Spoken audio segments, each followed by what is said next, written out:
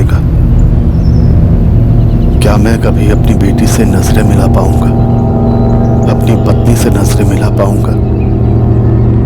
वो समाज जिसका मैं बरसों से हिस्सा रहा हूं, उसका सामना कैसे करूंगा? लोग मुझे हमदर्दी भरी निगाहों से देखते हैं, लेकिन फिर भी मुझ पर जो दाग लगा है, क्या वो कभी मिट पाएगा? क्या लोग कभी मुझे एक आरोपी की नजर से देखना बंद कर पाएंगे?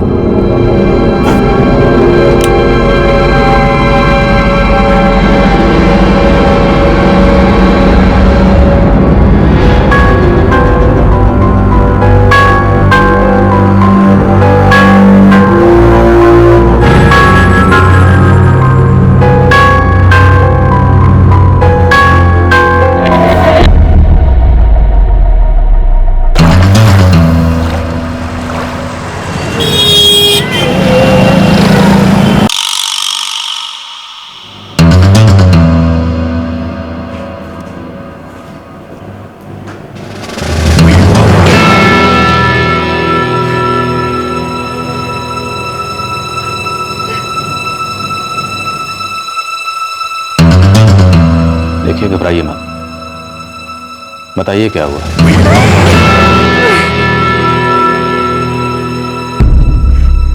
साहब, मैं काम पर था जब इसका फोन आया। लगभग 2:30 बज रहे थे। इसकी आवाज बहुत घबराई हुई लगी। मैं तुरंत घर चला आया। देखो पूर्णिमा, हमारे लिए ये जानना बहुत जरूरी है कि आखिर हुआ क्या है। बताइए। वो हमारा मकान मालिक है।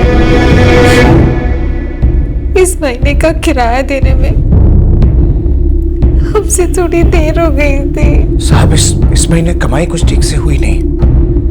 मैं टैक्सी चलाता हूँ, मेरी खुद की टैक्सी है। मैंने इस महीने का किराया पूर्णिमा के हाथ में दिया था और उससे कहा था कि हमारे मकान मालिक दिनेश गौड़ की पत्नी के हाथ में दे दे। दिनेश गौड़ दोपहर को आपके घर आए? जी साहब, दोपहर के करीब 1:45 बजे होंगे।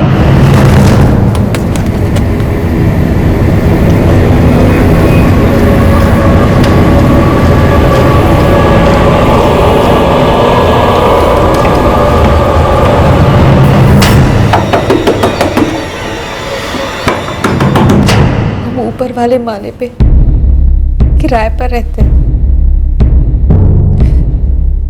दिनेश गौर उसकी पत्नी और बेटी के साथ नीचे रहता है। जब वो आपके घर पर आया, उसके बाद क्या हुआ?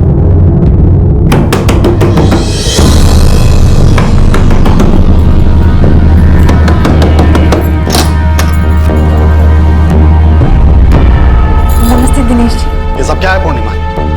आधा किराया? दिनेश जी, हम थोड़ी मुश्किल में हैं अभी, लेकिन जल्दी आपका पूरा किराया मैं मुझे ये सब बहाने नहीं सुनने हैं। राजेश कहाँ? वो काम पे गया है। मुझे अभी का अभी मेरा किराया चाहिए, नहीं तो मैं अभी तुम दोनों को इस घर से बाहर निकाल दूंगा। दिनेश जी, प्लीज शांत हो जाइए। आप बाहर खड़े होकर तमाशा मत कीजिए, आप अंदर आ जाइए प्लीज।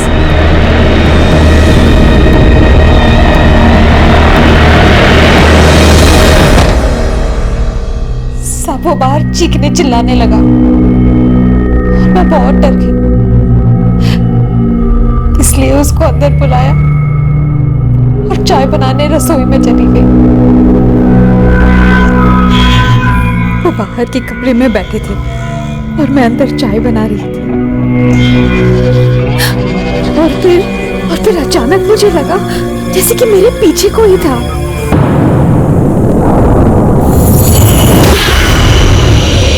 दिनेश जी, आप क्या कर रहे हैं दिनेश जी? सारा किराया माफ कर दूंगा। दिनेश जी, मैं आपकी बात इज्जत करती हूँ, प्लीज आप। प्यार भी तो इज्जत देने जैसा ही है ना? अरे छोड़िए। मैं रोती रही, गिड़गिड़ाती रही, लेकिन उसने मेरी एक नहीं सुनी। नहीं दिनेश जी, ऐसा मत कीजिए, छोड़ दीजिए मुझे प्लीज। नहीं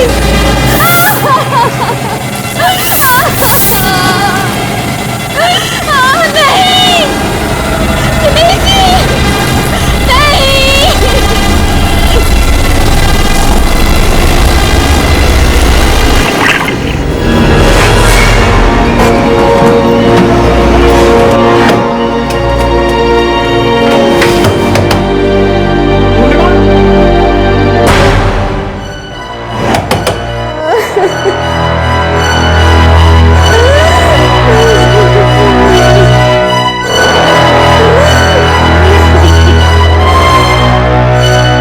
साहब मेरा बस चलता तो उसको तभी जान से मार देता, पर इस तरह कानून को हाथ लेना ठीक नहीं लगा।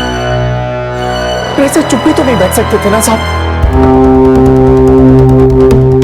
अर्चना, इन्हें मेडिकल के लिए लेके जाओ। आप बेफिक्र रहिए, इस दिनेश कौर को हम देख लेंगे।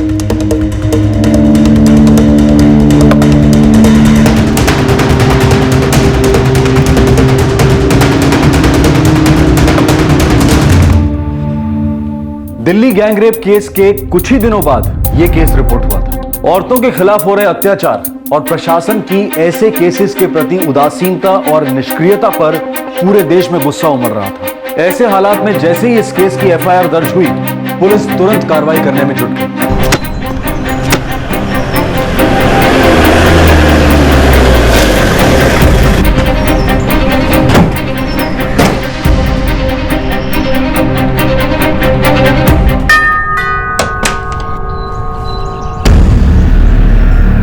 जी, दिनेश कौर, वो तो घर पे नहीं है, लेकिन बात क्या है?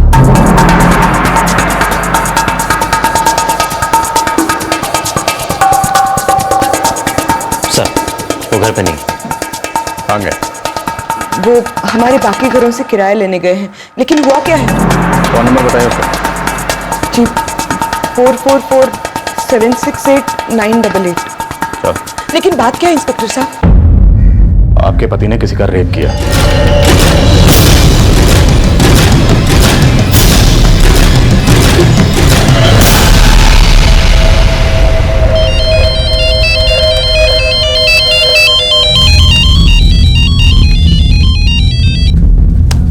हाँ माँ। क्या माही, तुम क्या कह रही हो? राधिका, अभी अभी पुलिस आई थी घर पे, तुम्हारे पापा को ढूंढ रही है। माँ तुम परेशान मत हो, उन्हें जरूर कोई गलतफहमी हुई होगी। मैं अभी पापा से बात करती हूँ।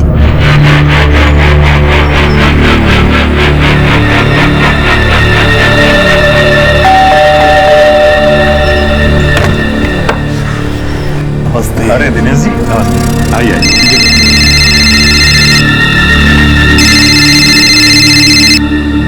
हाँ बेटा।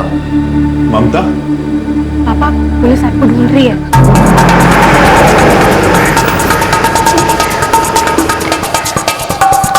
क्या? पर क्यों? पापा वो लोग घर आए थे।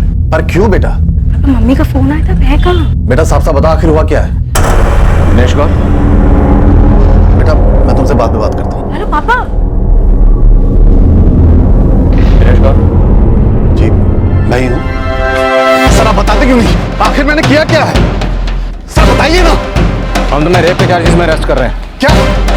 कैसी बात कर रहे हैं आप? हमारी किराएदार पूर्णिमा लालचंद ने तुम पर रेप के चार्जेस लगाए। सर वो झूठ बोल रही होगी सर।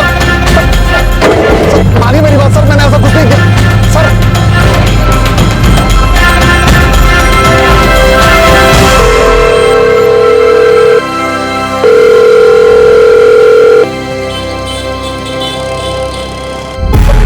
सर आपको जरूर कोई गलतफहमी हुई है सर मैंने ऐसा कुछ नहीं किया है। मैं एक इज्जतदार आदमी हूँ। मैंने आज तक एक भी आधार आरोपी नहीं देखा जो पकड़े जाने के फौरन बाद अपना जुर्म कबूल कर दे। सब थाने पहुंच के सच बोलो। एक बार थाने चलो, सब देखते हैं। सर मेरा विश्वास कीजिए, मैंने ऐसा कुछ नहीं किया है। दोपहर 1:45 पूर्णिमा और राजेश लालचंद के घर गए थे। हाँ गया था। उस वक्त वो घर पर अकेली थी। सर वो अकेली थी, लेकिन सर मैं घर पर अकेली देखकर तुमने उसका फायदा उठाना चाहा। सर मैंने ऐसा कुछ नहीं किया सर। सर आप समझ नहीं रहे, मेरे पापा ऐसा कर ही नहीं सकते हैं। देखिए उनसे पूछताछ चल रही है, सर जल्दी सामने आ जाएगा। सर हम उस मोहल्ले में कई सालों से रह रहे हैं, आप किसी से भी पूछ लीजिए। मेरे पति इज्जतदार आदमी है। आपके पति आपके किराएदार पूर्णिमा और राजेश के घर दोपहर 1:45 गए थे या नहीं? हाँ गए थे। सर मैं उनके किराया न देने की वजह से बहुत परेशान था। इस बार भी पूर्णिमा ने मेरी पत्नी सीमा को सिर्फ आधे महीने का किराया दिया, इसीलिए मैं उससे बात करने गया था। मैं जब खाना बना रही थी तब पूर्णिमा मेरे घर आई।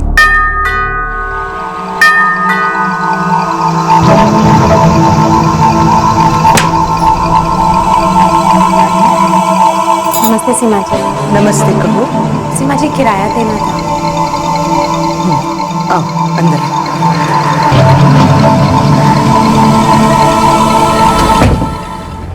मैंने पूर्णिमा से किराया लिया और राधिका के पापा के घर लौटते ही उन्हें दे दिया। वो तकरीबन 1 बजे के करीब घर लौटे थे।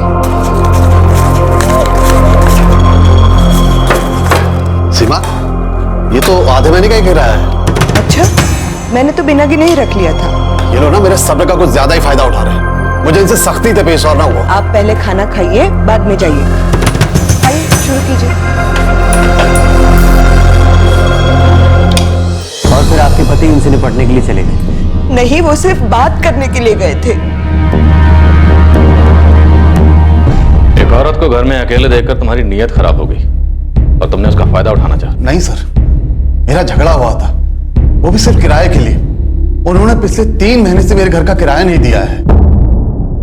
जो हो गया उसे भूल जा। ज्यादा हल्ला मचाने की सोच रहा भी मत। मैं लोगों से कह दूंगा कि 3 महीने का किराया बाकी है इनका। तुमने पूर्णिमा को धमकी दी थी कि अगर उसने इस रेप की कंप्लेंट किसी से की तो तुम उन्हें 3 महीने का किराया ना देने की वजह से घर से बाहर निकाल दो। सर, मैंने ऐसा कुछ नहीं किया है, बल्कि जब वो मुझ पर चिल्लाने लगी तो मैं वहां से चला आया। वो मुझ पर चिल्ला रही थी। दिनेश जी नमस्ते। ये सब क्या है पूर्णिमा? आधा किराया। दिनेश जी, हम थोड़ी मुश्किल में हैं अभी, लेकिन जल्दी आपका पूरा किराया भर देंगे। मुझे ये सब बहाने नहीं सुनने हैं। राजेश कहाँ? वो काम पे गए हैं। 3 महीने का किराया बाकी है। तुम लोग कभी भी वक्त पे किराया नहीं देते। राजेश को टैक्सी खरीदने के लिए मैंने उधार दिए थे, उसने उसका भी 1 पैसा चुकता नहीं किया। दिनेश जी, आजकल ज्यादा कमाई नहीं हो पा रही है, पर आप भरोसा रखिए, आपके पूरे पैसे हम जल्दी चुका देंगे। कई बार सुन चुका हूँ, मुझे आज ही मेरा किराया चाहिए, नहीं तो मैं तुम दोनों को आज ही इस घर से बाहर निकाल दूंगा और तुम्हारा ये जो फ्रेश टीवी पड़ा है इसे बेचकर अपना किराया वसूल कर लूंगा। आप ऐसा नहीं कर सकते। मैं ऐसा ही करूंगा। आप निकलिए यहाँ से अभी, चलिए निकलिए। मुझे मेरे घर से बाहर निकाल रही हो? तुम मेरे साथ ऐसा व्यवहार नहीं कर सकती हो। लेकिन अभी इस घर में मैं रह रही हूँ, क्योंकि इस घर को किराए पर मैंने लिया है और आपको यहाँ से निकलने के लिए कह रही हूँ। निकलिए यहाँ से, चलिए।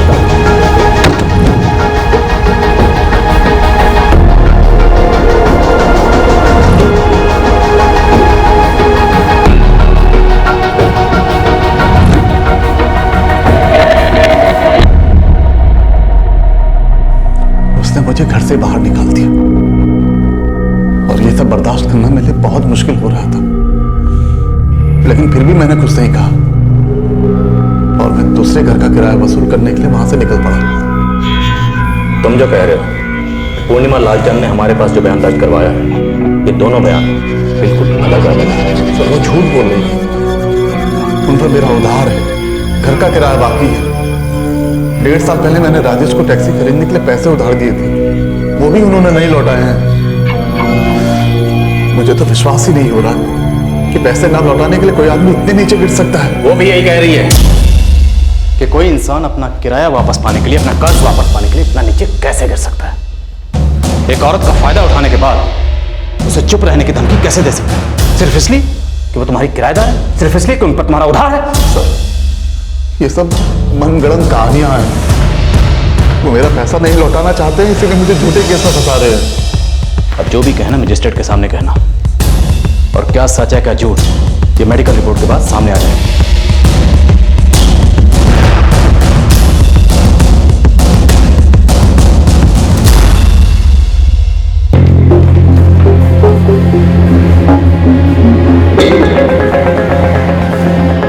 बैठ जाइए।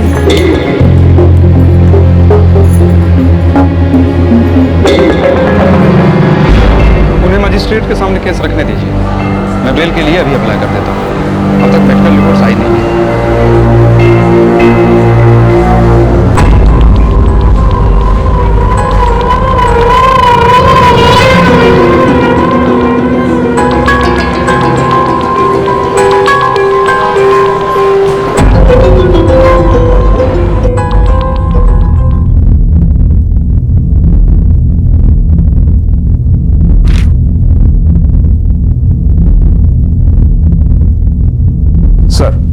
मेरे क्लाइंट अपने ऊपर लगे आरोप को मानने से इनकार करते हैं। ये पूरी कहानी ही झूठी है। पुलिस की इनसे पूछताछ पूरी हो चुकी है और मेडिकल रिपोर्ट अब तक आई नहीं है। इसलिए मैं आपसे रिक्वेस्ट करता हूं कि मेरे क्लाइंट को बेल दे दी जाए। बेल एप्लीकेशन नामंजूर की जाती है। आरोपी को न्यायिक हिरासत में लिया जाए। कोर्ट पुलिस को जल्द से जल्द चार्जशीट फाइल करने का ऑर्डर देती है। साथ ही इस केस की संवेदनशीलता को देखकर तहकीकात की जाए और पीड़ित महिला को किसी भी प्रकार से परेशान ना किया जाए।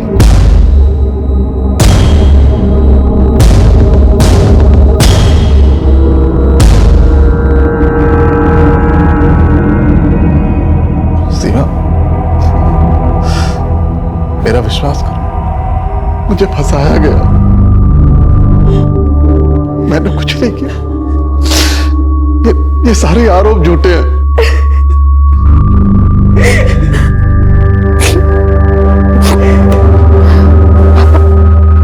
हमें आप पे पूरा भरोसा है। हमें पता है आपने कुछ नहीं किया।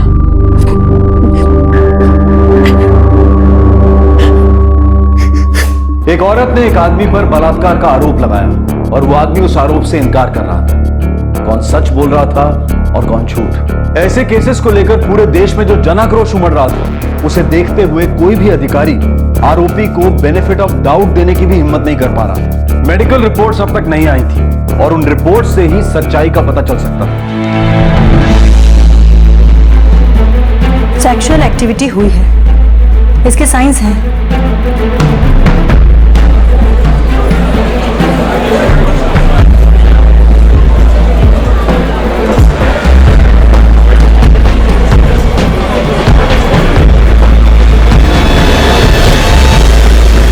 सर, आपने दिनेश जी के खिलाफ क्या कार्रवाई की? राजेश, हम तहकीकात कर रहे हैं, चार्जशीट फाइल करेंगे, उसके बाद कोर्ट तय करेगा क्या कार्रवाई करनी है। सर, आपने पुलिस रिमांड के लिए दौर क्यों नहीं डाला? आप रिमांड में लेके आरोपी को कन्फेशन ले सकते थे। हमने आरोपी से पूछताछ की है, उसका बयान दर्ज कर लिया है। सर, आप मामले को गंभीरता से नहीं ले रहे हैं। आज पूरा देश रेप विक्टिम्स के प्रति पुलिस की असंवेदनशीलता से नाराज है। पुलिस के काम करने के तरीके पे सवाल उठ रहे हैं। देखिए, पूरा काम प्रोसीजर के हिसाब से होगा। कानूनन जो सही है वही होगा। सर, मेडिकल रिपोर्ट्स क्या कहती हैं? मेडिकल रिपोर्ट पर अभी हम जांच कर रहे हैं, अभी उसके बारे में आपको कुछ नहीं बता सकते। हम सब जानते हैं, मेडिकल रिपोर्ट्स आ चुकी हैं, आप उसे छुपा रहे हैं। देखिए, इसमें छुपाने वाली कोई बात नहीं। कंप्लेंट सच्ची है, लेकिन जब तक जांच पूरी नहीं हो जाती हम किसी नतीजे पर नहीं पहुंच सकते। Thank you very much. Sir, एक और सवाल बताइए।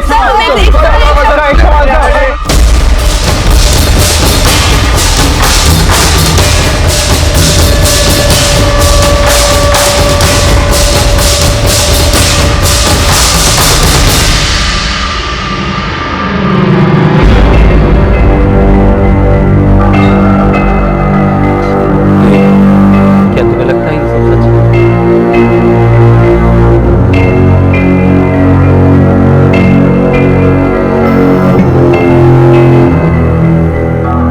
दिनेश जी ऐसा करेंगे ऐसा सोचा नहीं था।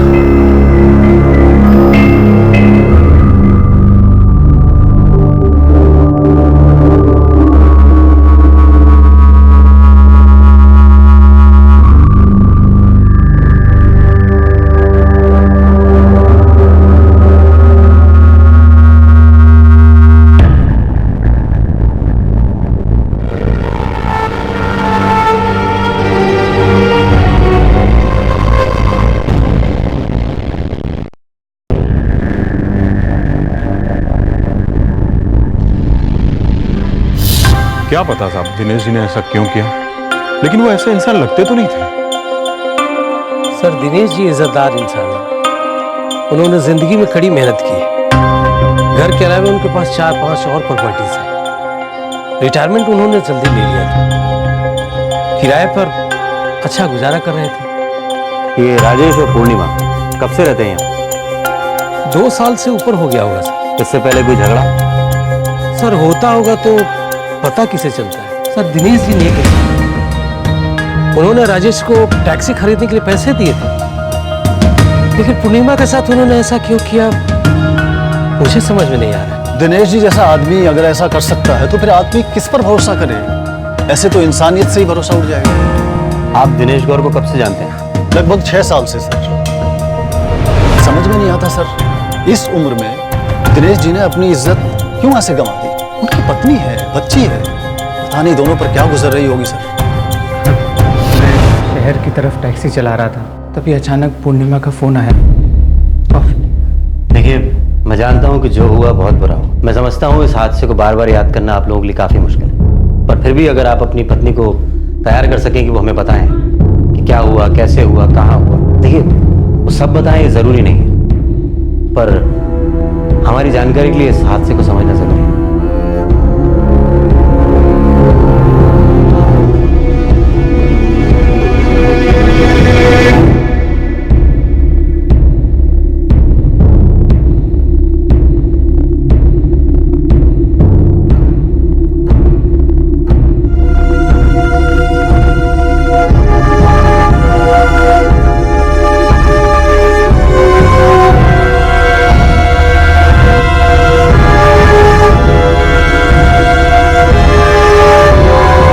तो वेट करना होगा। पुलिस को इन्वेस्टिगेशन पूरी कर लेने दीजिए और चार्जशीट फाइल करने दीजिए, तभी कुछ कर सकते हैं। लेकिन वकील साहब, उन्हें जेल में गए हुए 2 महीने हो गए हैं। मैं समझता हूँ सीमा जी, पर अब उनकी बेल मंजूर नहीं हुई है तो क्या किया जा सकता है? राधिका, आप समझ सकते हैं कि मामला कितना सेंसिटिव है।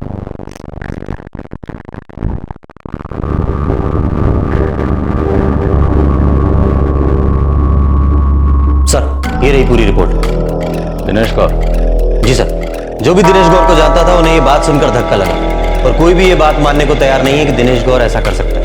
और आस पड़ोस में भी उनकी बहुत इज्जत है। हाँ, जहाँ काम करता था वहां भी पूछताछ, पर वहां भी कोई मानने को तैयार नहीं है कि वो ऐसा कर सकता है। और मेडिकल रिपोर्ट से भी कुछ क्लियर नहीं हो रहा है। सेक्सुअल एक्टिविटी हुई है, इसके साइंस हैं। हाँ, सेक्सुअल इन्वॉल्वमेंट तो पॉजिटिव है, पर बॉडी पर स्ट्रगल के कोई साइन नहीं है। Yes, it's a fact. हमने पूरी बॉडी का चेकअप किया, मगर स्ट्रगल के कोई भी निशान नहीं। पूर्णिमा लालचंद का कहना है कि उसके साथ जबरदस्ती हुई। उसने खुद को बचाने की बहुत कोशिश की, जबकि मेडिकल रिपोर्ट में स्ट्रगल की कोई साइन नहीं। सर, वो इस हादसे की अकेली चश्मदीद गवाह है और उसके बयान पर ही केस बनाया गया। और उसका कहना है कि हादसे के तुरंत बाद उसने अपने पति को फोन किया, पर यह बात फोन रिकॉर्ड से सच साबित होती है।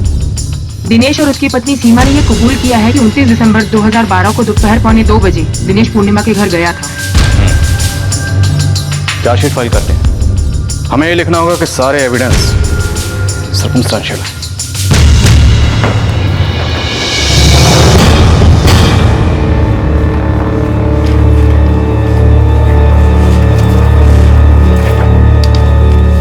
सर, चार्जशीट सिर्फ सर्कमस्टेंशियल एविडेंस के आधार पर बनाई गई है और मेरे क्लाइंट ने जो बयान पहले दिया था उसमें अब तक कोई चेंज नहीं किया है। इन्होंने अपने ऊपर लगे आरोप से भी इनकार किया है और 2 महीने जेल में गुजार चुके हैं। इसलिए मैं कोर्ट से रिक्वेस्ट करता हूं इन्हें बेल ग्रांट की जाए। दिनेश गौर की बेल एप्लीकेशन एक्सेप्ट की जाती है। केस की सुनवाई 26 मार्च को होगी।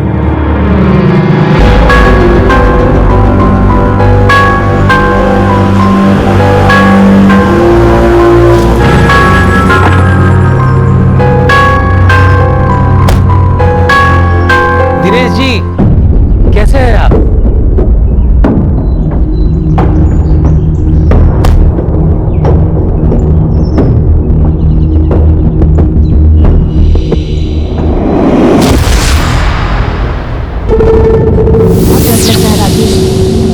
वो जमानत पे रिहा हो चुका है और सीमा जी भी तक एक बार भी आकर नहीं मिली। अब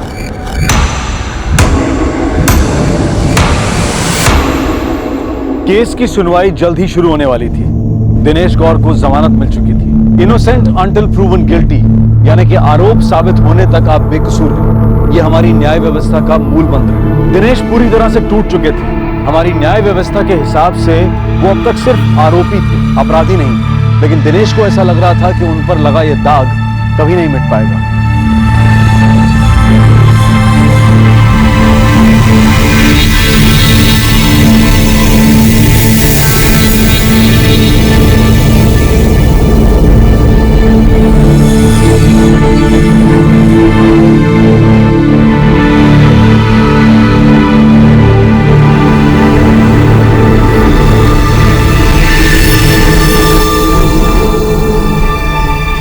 पापा, आप क्यों खुद को गिल्टी मान रहे हैं?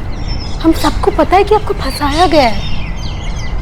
आपको पता है पापा, हमारे लॉयर ने भी यही कहा है बाकी जो भी एविडेंसेस हैं वो सब के सब सर्कमस्टेंशियल हैं और चार्जशीट भी इसी के बेसिस पे बनी है। डोंट वरी पापा, वो केस लड़ लेंगे। बेटा, सच में मैंने कुछ नहीं किया है। पापा प्लीज, पापा मुझे पता है, मैं जानती हूँ आपने कुछ नहीं किया, आप उसे कर ही नहीं सकते। पापा प्लीज, आप भरोसा रखिए, आपको न्याय जरूर मिलेगा पापा।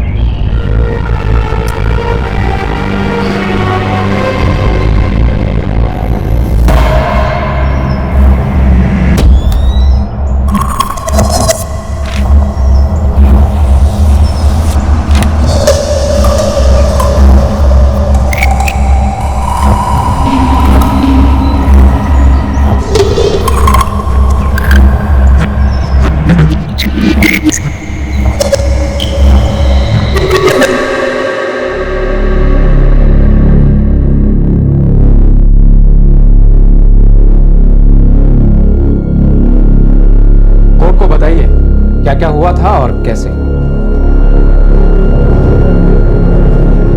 जज साहब, मैं काम पर था, मेरी पत्नी पूर्णिमा का फोन आया। करीब 2:30 बज रहे थे, वो बहुत घबराई हुई थी। मैं तुरंत घर चला गया। घर पहुंचा तो पूर्णिमा बहुत घबराई हुई थी। उसने बताया कि हमारे मकान मालिक दिनेश कौर हमारे घर आए थे और किराया मांग रहे थे और अपना पुराना उधार भी वापस मांग रहे थे। उसने उन्हें समझाने की कोशिश की, शांत करने की कोशिश की और वो चिल्लाने लगे, चीखने लगे। उन्होंने मेरी पत्नी के साथ बदतमीजी की। जब उन्हें घर से बाहर निकालने की कोशिश की तो उन्होंने उसका हाथ पकड़ लिया। वो उनके ऊपर चिल्लाई और उसने अपना हाथ छुड़ा के उन्हें घर से बाहर निकाल के दरवाजा बंद कर दिया। उनके बुरे बर्ताव की वजह से बेहद सदमे में थी। और फिर? वो बहुत परेशान थी जज साहब। आगे क्या हुआ?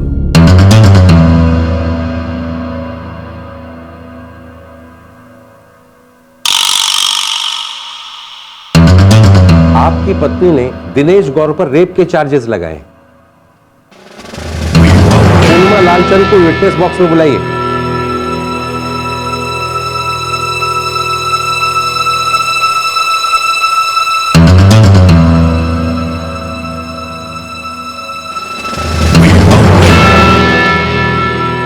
कोर्ट को ठीक ठीक बताइए क्या हुआ था। बस इतना ही, आगे आपको कुछ नहीं कहना है। मैं बहुत परेशान थी साहब। मैं तो सिर्फ हरेसमेंट का केस करना चाहती थी। ये रेप वाली बात कहां से आई मुझे नहीं पता। कंप्लेंट में क्लियरली रेप का आरोप आईपीसी 376 के तहत चार्ज लगाए गए हैं और आप कह रहे हैं कि आपको पता नहीं रेप की बात आपकी कंप्लेंट में कहां से आई? क्या आपको पता था कि ये केस रेप के लिए दर्ज किया गया है? मैं सिर्फ बुरे बर्ताव और हरेसमेंट का केस करना चाहती थी। क्या पुलिस ने आपको आपकी कंप्लेंट पढ़कर नहीं सुनाई थी? इन्वेस्टिगेटिंग ऑफिसर को बुलाइए।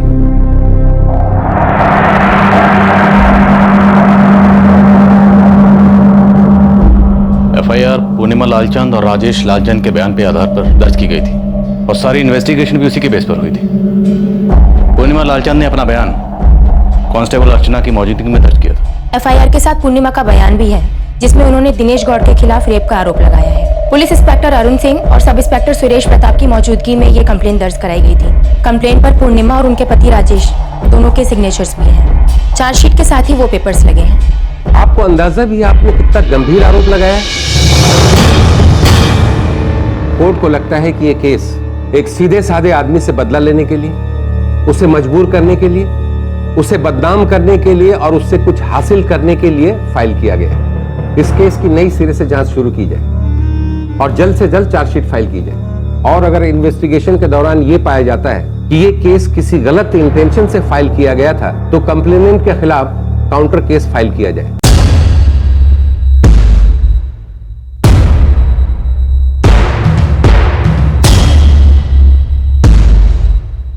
दोनों शिकायतकर्ताओं ने कोर्ट में अपने बयान बदल दिए थे, तो फिर यह केस क्यों दर्ज किया गया था? उन दोनों ने इस तरह अचानक इस आरोप से इनकार क्यों किया? तुम दोनों ने बहुत झूठ बोल लिया। अब मुझे सच सुनना है, पूरा सच। साहब, उन्होंने मेरी पत्नी के साथ बदतमीजी की थी, वो बहुत परेशान थी। चुप!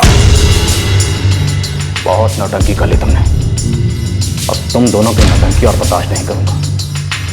पहले तुम दोनों ने रेप का केस फाइल किया और बाद में अदालत में अपने बयान से मुकर गए। क्यों? हमें तो मेडिकल रिपोर्ट से शक हुआ था कि तुम दोनों झूठ बोल रहे हो। इस हादसे की अकेली विटनेस तुम्हारी पत्नी थी। इसी के बयान को आधार बनाकर चार्जशीट फाइल की गई।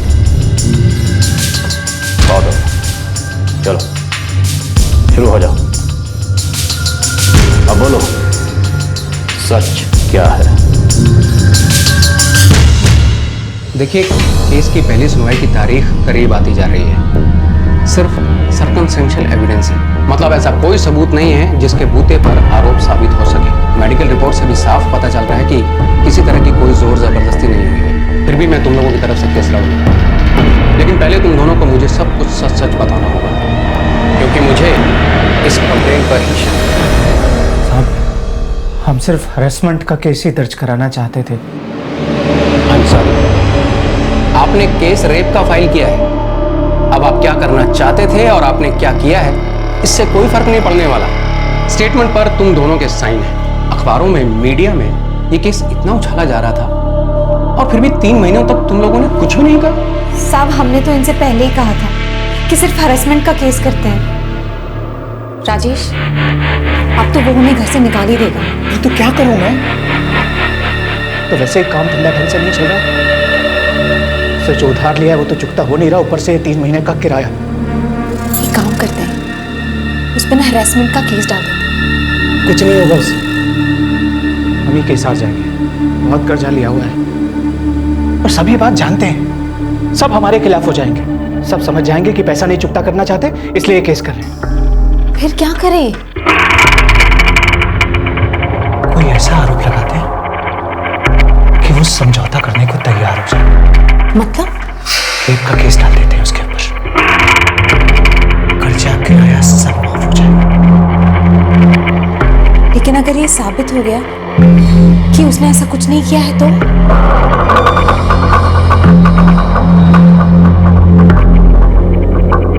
सिर्फ कर्ज और किराए से छुटकारा पाने के लिए तुम लोगों ने एक नेक और शरीफ इंसान पर बलात्कार का आरोप लगा दिया।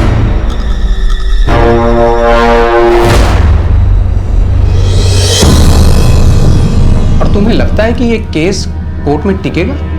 साहब, हमें लगा ही नहीं था कि बात इस हद तक आगे बढ़ेगी। हमने सोचा था हम केस करेंगे, दिनेश जी हमारे पास आएंगे और केस वापस लेने को कहेंगे, हम उनसे समझौता कर लेंगे।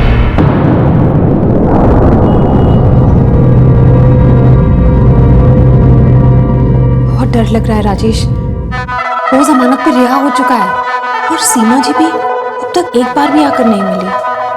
अब कोर्ट की तारीख भी पास आ रही है। हम फंस जाएंगे राजेश। वो लोग तो हमसे बात करने आए ही नहीं। मैंने तो बहुत कोशिश की, उनके घर के सामने से बहुत बार गुजरी ताकि सीमा जी एक बार देख ले और केस वापस करने की विनती करें, पर ऐसा कुछ नहीं हुआ। मेरे ख्याल से तुम दोनों ने बहुत बड़ा गुनाह किया है। जब पहली बार मैंने चार्जशीट देखी थी तभी समझ गया था कि यह केस कोर्ट में खड़ा भी नहीं हो पाएगा। अब क्या करें? पहली ही सुनवाई में सच बोल दो, तुम दोनों के बयान रिकॉर्ड किए जाएंगे। इतना याद रखो, सच बोलो। दोनों के बयान दर्ज करो और साइन करवाओ।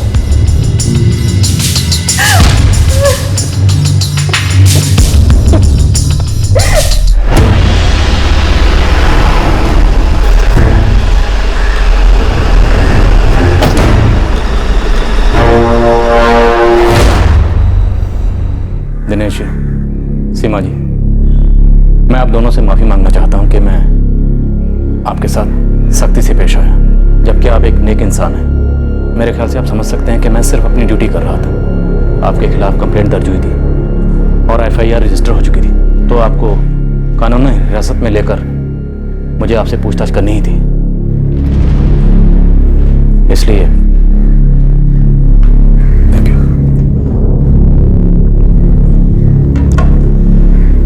जो हुआ उसे बदल तो नहीं सकते, लेकिन जो भी हुआ उसके लिए आई एम रियली सॉरी।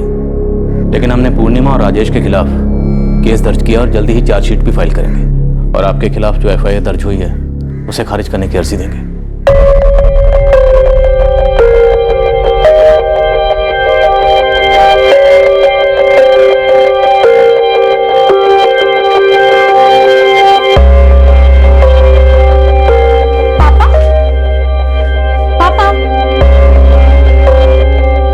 मैं ऑफिस जा रही हूँ, ठीक है? Bye bye.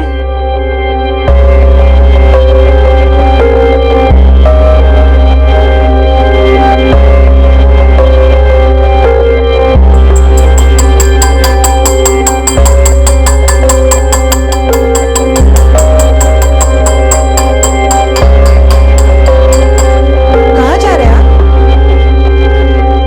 चौक वाले घर पर लौटते हुए किराया भी ले आऊंगा। खाना खाने तक वापस आ जाएंगे ना? आ जाऊंगा। अच्छा।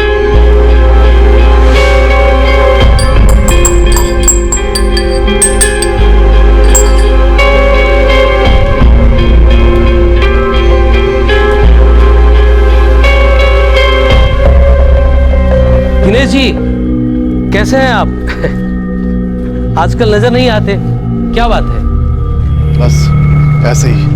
मुझे पहले से पता था कि आप ऐसा कर ही नहीं सकते। राजेश और पूर्णिमा आपको फंसा रहे हैं। दिनेश जी, एक दिन देखिएगा, उनको कड़ी से कड़ी सजा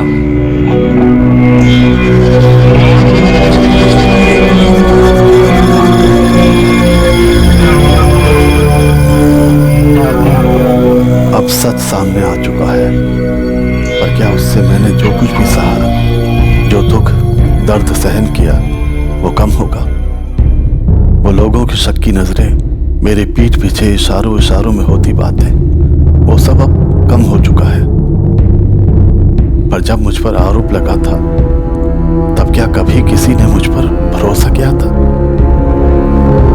क्या सिर्फ पैसों के लिए लोग इतना नीचे गिर सकते हैं?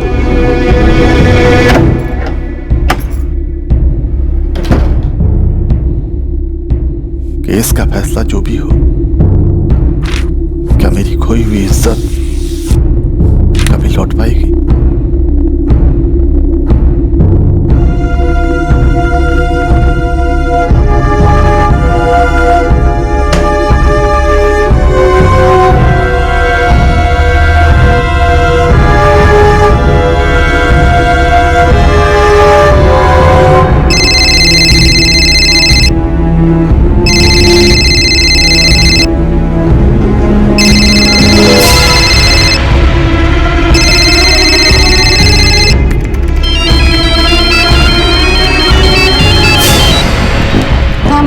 राधिका, तुम्हारे पापा 11 बजे से गए हुए हैं। कह के गए थे कि खाना खाने तक वापस आ जाएंगे, लेकिन अभी तक नहीं लौटे हैं और अपना फोन भी नहीं उठा रहे। कहाँ गए पापा? बोल के तो गए थे कि चौक रोड वाले घर पे जाएंगे और लौटते वक्त किराया भी लेकर आएंगे, लेकिन मैं सबको फोन कर चुकी हूँ, वो तो आज किराया लेने गए ही नहीं। अच्छा बात, तुम चिंता मत करो, मैं काम करती हूँ, मैं खुद देख कर आती हूँ और मैं विवेक को भी साथ में लेके जाती हूँ। ठीक है बेटा। हेलो विवेक।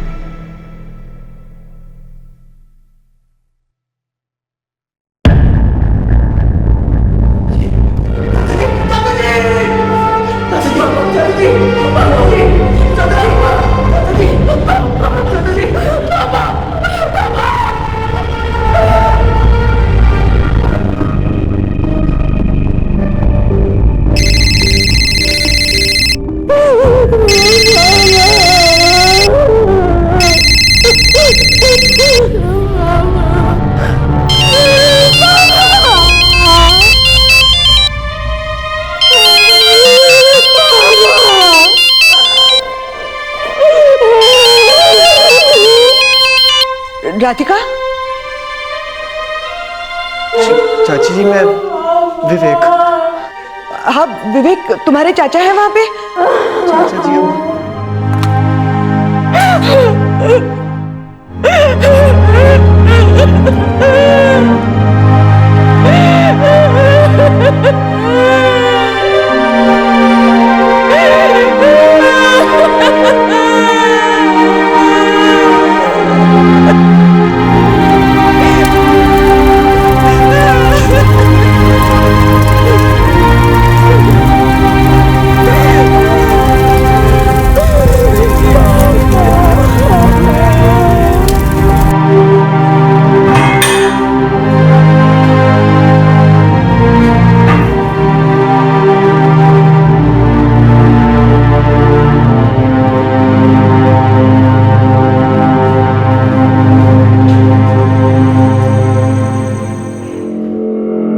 राजेश और पूर्णिमा को आईपीसी की धारा 306 यानी कि आत्महत्या के लिए उकसाने के तहत और धारा 112 यानी कि जुर्म के लिए उकसाने के तहत आरोपी करार दिया गया है। इन धाराओं की वजह से ये दोनों अपराध करने के साथ साथ अपराध के लिए उकसाने की सजा भी भुगतने के हकदार होंगे।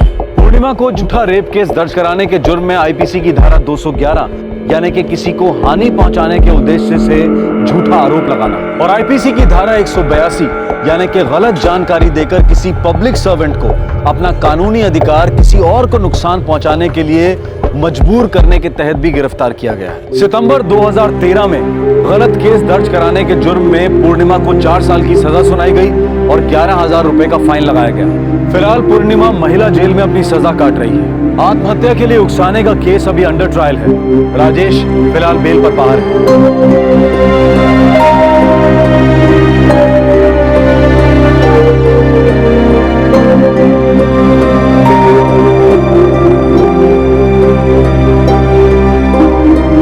क्या ये सारे झूठे केसेस न्याय मांगने आई सच में पीड़ित महिलाओं पर अन्याय नहीं? कई बार लोग अपने निजी स्वार्थ के लिए, किसी को मजबूर करने के लिए या फायदा उठाने के लिए रेप और डाउरी हैरेसमेंट के कानून का गलत इस्तेमाल करते हैं। अगर हम चाहते हैं कि दहेज और बलात्कार के केसेस से निपटने के लिए सख्त से सख्त कानून बने, तो हमें यह भी देखना होगा कि इन कानूनों का गलत इस्तेमाल करने वालों के खिलाफ भी सख्त कार्रवाई हो। हमारे आज के एपिसोड की दूसरी कहानी। वो किसने कहा था?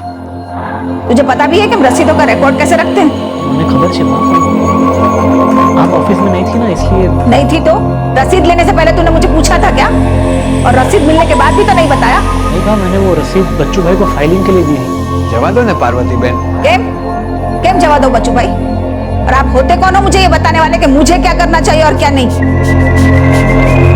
मेहुल तू कितने साल से यहाँ काम कर रहा है? तूने इसे रसीद क्यों दे दी? इसे पता भी है कि यहाँ काम कैसे होता है? अब भाविन, तुझे जितना कहा जाए उतना ही कर, समझा?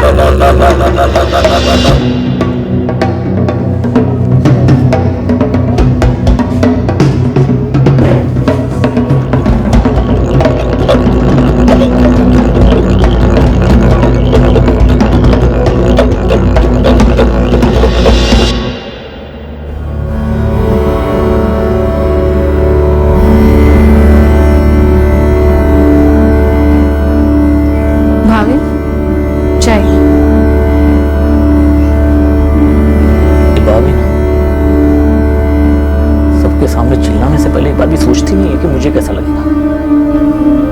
सारे ऑफिस स्टाफ के सामने मेरी बेइज्जती करती है। यही बात जब मैं आपको बोलती हूँ कि आपकी बात मुझे किसी के भी सामने कहीं पर भी कुछ भी बोल देती है, बेइज्जत कर देती है, तो आप मुझे डांट देते हैं और उनकी इज्जत करने को कहते हैं। सुरभि प्लीज अब तुम अपनी बकवास शुरू मत करो। तुम्हारी बात कुछ और है, लेकिन मैं तो उनका अपना बेटा हूं ना, उनका अपना खून। वो मेरे साथ ऐसा सुलूक नहीं कर सकता। तुम जाओ ऐसे।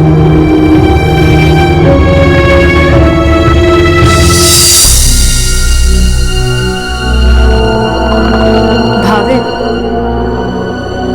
किसी को भी बेइज्जत होना अच्छा नहीं लगता, पर ये बात तब समझ में आती है जब वो खुद पे बीतती है। प्लीज अब तुम ताने मारना बंद करो। मैं ताने नहीं मार रही हूँ, पर ये सच्चाई है कि आपकी बा एक बहुत ही घमंडी औरत है। उनको किसी की भी इज्जत करना नहीं आता। पर ये बात जब मैं आपके पास लेकर आती हूँ तो मुंह फेर लेते हैं। सुरभि, तुम मेरी बीवी हो, इसलिए मैं बाप की इज्जत करनी पड़ती। हाँ, उनकी रोज की बेइज्जती, उनकी सबके सामने बेमतलब की डांट फटकार, सब कुछ चुपचाप सहती रहो, है ना? तुम जाओ ऐसे।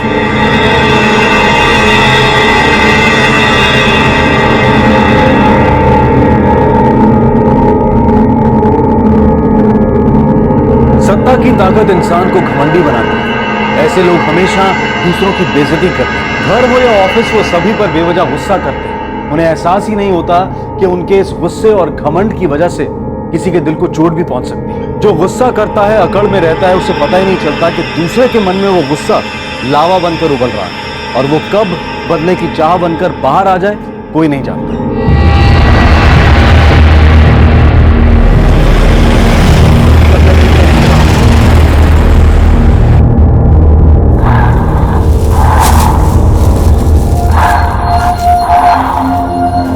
पार्वती बहन, नवो स्टॉक आवे છે। क्या जिग्नेश भाई, आप हमेशा वही पुराना स्टॉक ऊपर नीचे करके दिखा देते हैं। आपको लगता है मुझे बेवकूफ बना सकते हैं? अरे ऐसी बात नहीं है पार्वती बहन, ये साड़ी तो कल ही आई है, ये देखिए। हाँ बा, ये बिल्कुल नहीं है। पिछली बार जब हम आए थे तभी नहीं थी। ये देखिए ना बा, कितनी अच्छी है।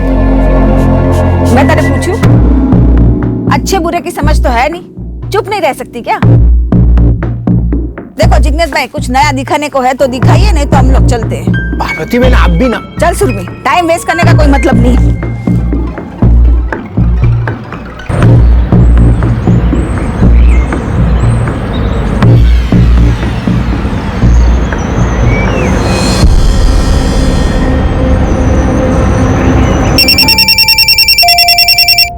हाँ बोल सुरभि। हेलो भाविन, मैं लक्ष्मी नगर के पास हूँ और मेरे पास घर वापस आने के पैसे भी नहीं है।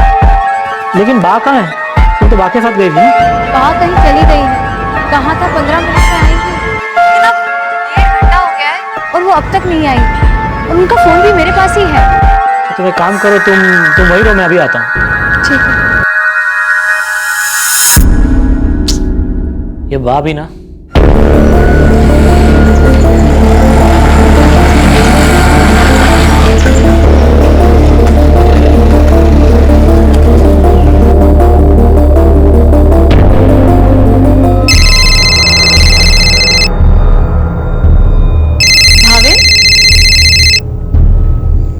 बताया तो था कि बा अपना फोन मेरे पास छोड़ गई है।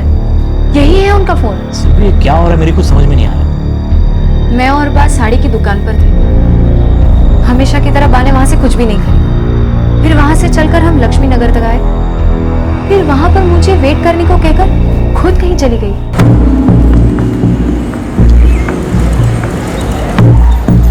सुरभि, एक काम कर, तू यहीं रुक, मुझे कुछ काम है, मैं 15 मिनट में वापस आती हूँ।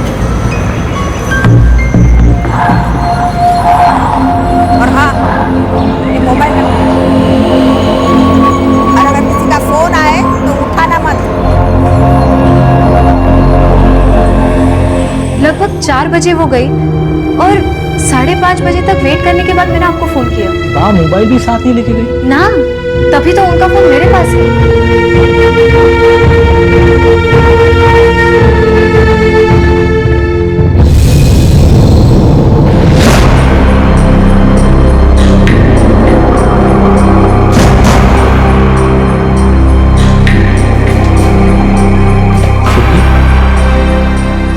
बजने वाले हैं, बा आज से नहीं आई।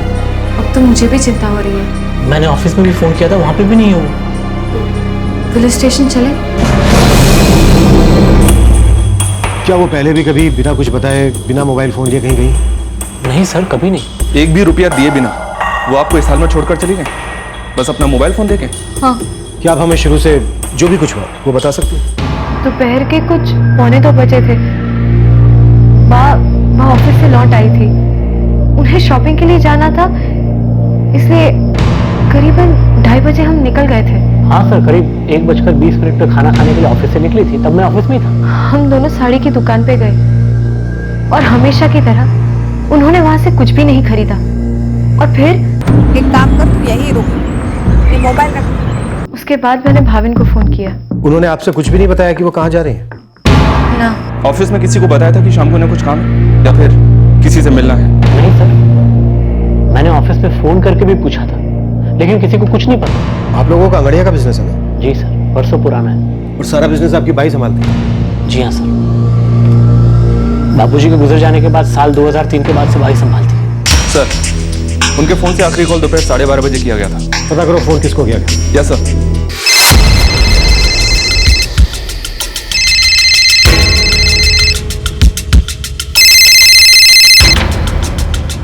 हेलो, हाँ कौन बोल रहे हैं? तमें कौन? PSI Solanki, city police station. Hardik Sonvariya बोलिए। आप पार्वती शेठ को जानते हैं? हाँ हाँ, वो अंगड़िया वाली ना। आज दोपहर 12:30 बजे आपकी उनसे बात हुई थी? हाँ हुई थी, डिलीवरी के लिए फोन किया था। अच्छा मुझे ये बताइए कि आपका बिजनेस क्या है? मेरा डायमंड का बिजनेस है और पार्वती बहन के अंगड़िया से हमारा बरसों का रिश्ता है। पर बात क्या है सर? बात यह है कि पार्वती बहन शाम से घर नहीं लौटी है। आपको कुछ आइडिया है कि वो कहाँ गई होंगी? नहीं साहब, पर कोई गड़बड़ है क्या?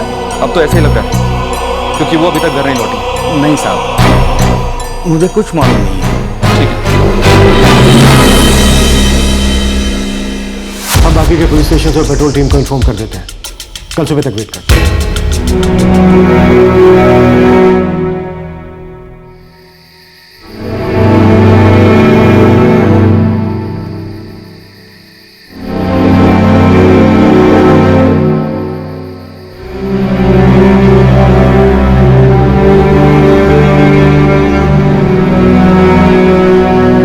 अजीब ढंग से पार्वती शेठ गायब हो गई थी। ऐसा लग रहा था कि वो अपनी मर्जी से कहीं गई हैं, लेकिन अगले दिन तक भी वो वापस नहीं लौटी। क्या सच में जो हुआ था वो कुछ और था लेकिन नजर नहीं आ रहा था? सर, पार्वती बहन के बेटे का फोन आया था, वो अभी तक घर नहीं लौटी है। अजीब बात, 58 बरस की औरत जो बरसों से अपना कारोबार संभाल रही थी, वो अपना मोबाइल फोन दिए बिना किसी कुछ कहे भी ऐसी क्यों चली गई?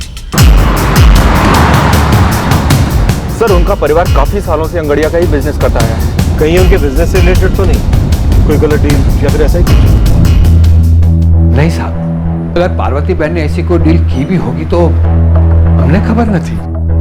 वो कोई ऐसी डील करती भी है तो हम लोग को नहीं बोलती है, वो सब अकेले ही संभालती है। वो कल 1:20 पर ऑफिस से निकली थी। हाँ साहब, खाना खाने के लिए। वो ऐसी भी कोई डील कर सकती हैं क्या जो रिस्की हो, खतरनाक हो?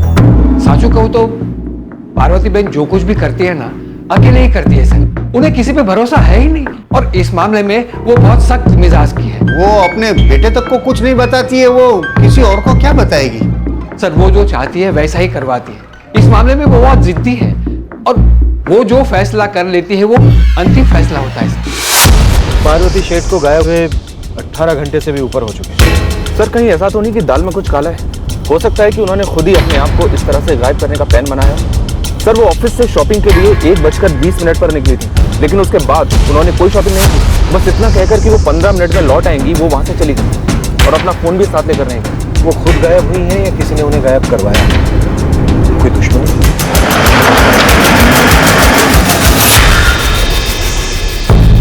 सर, हमारा बिजनेस बहुत अच्छा चल रहा है। किसी के साथ कोई दुश्मनी? दुश्मनी? भाभी सेठ, आपकी बाप को गायब हुए पूरे 18 घंटे हो गए, अभी तक कोई खबर नहीं। कोई तो वजह होगी। उनकी किसी के साथ कोई दुश्मनी थी या उन्हें किसी से कोई खतरा था? ऐसा तो नहीं है कि उन्हें किसी ने किसी डील के लिए बुलाया हो और उनके साथ कुछ गलत हो गया?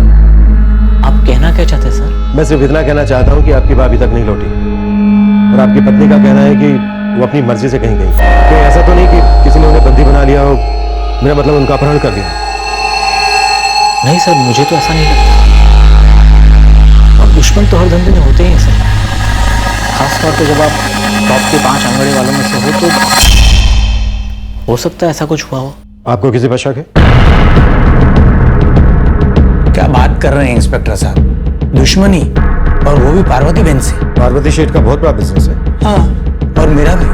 लेकिन एक बात बोल दूं साहब मैं आपको, ये जो हमारा आंगड़ियां लाइन है ना, उसका एक उसूल है कि हम लोग कभी भी एक दूसरे के ग्राहक को टच नहीं करते। पार्वती बहन बहुत ही इज्जतदार औरत है, उनके अपने क्लाइंट्स हैं, हमारे अपने। साहब, ये धंधा बरसों की मेहनत और भरोसे पर ही टिका है और हम लोग एक दूसरे का भरोसा कभी भी नहीं तोड़ते सर। हम एक दूसरे की बहुत इज्जत करते हैं साहब, और मैं बिना किसी शक के आपको ये कह सकता हूँ कि हम एक दूसरे के धंधे में कभी दखलंदाजी नहीं करते साहब, ये हमारा नियम है।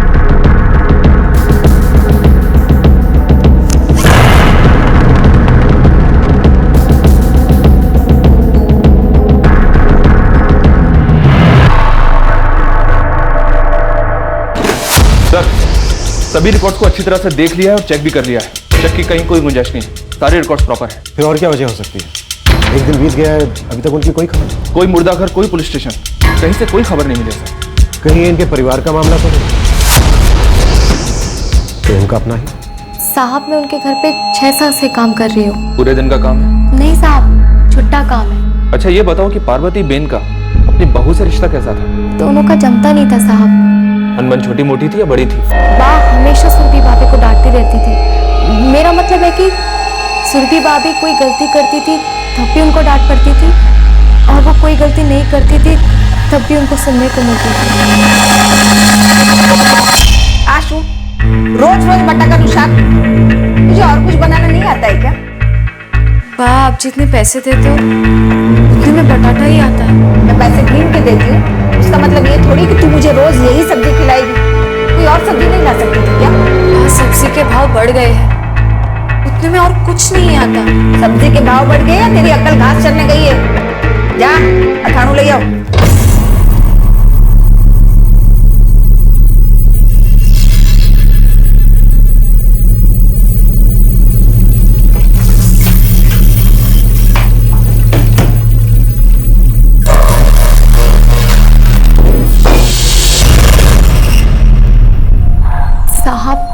सुरभि भाभी बात से बहुत परेशान थी।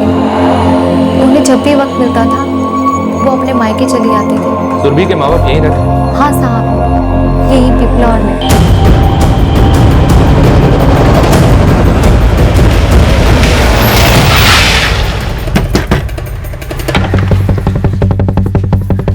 जी, आप सुरभि शेठ के बाबूजी हैं? हाँ जी सब, जब से पार्वती बहन के बारे में पता चला है ना, हम लोग भी बहुत परेशान हैं। आपकी बेटी सुरभि वो इंसान है जिसने आखिरी बार पार्वती शेठ को जाते हुए देखा था।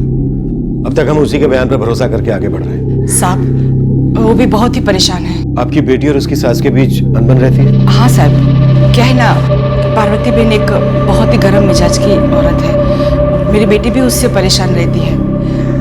अक्सर वो घर पे आती है तो उसकी शिकायत करती है। हमने उसे समझाया भी था कि ऐसा कौन सा घर है जिसमें सास बहू के बीच में अनबन ना होती हो। बहू को तो झुकना ही पड़ता है। हम उसे ये भी बताते हैं कि अभी जो वो रह रही है वो उसका दूसरा घर है, मायका नहीं है। फिर वो शांत हो जाती है और चली जाती है। कांति भाई, जय श्री कृष्ण। अरे जय श्री कृष्ण विमल भाई।